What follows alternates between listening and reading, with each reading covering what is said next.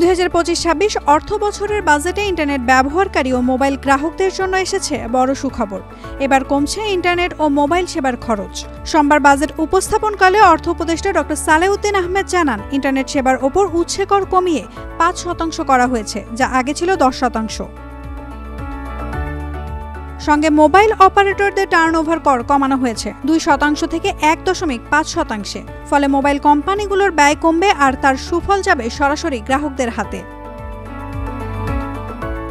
সরকার আশা করছে এই পদক্ষেপে ডেটা প্যাকেজ ও কল রেট আরও সাশ্রয়ী হবে, ডিজিটাল সংযোগ বাড়বে, বিনিয়োগ উৎসাহিত হবে।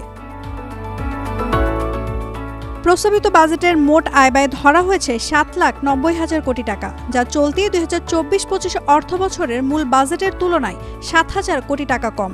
এটি বাংলাদেশের ইতিহাসে প্রথমবারের মতো বাজেটের আকার হ্রাস পাওয়ার ঘটনা। Naomi Nasrin, Daily Sun. For more updates, follow us on Facebook, subscribe our YouTube channel, get the latest update on www.daily-sun.com.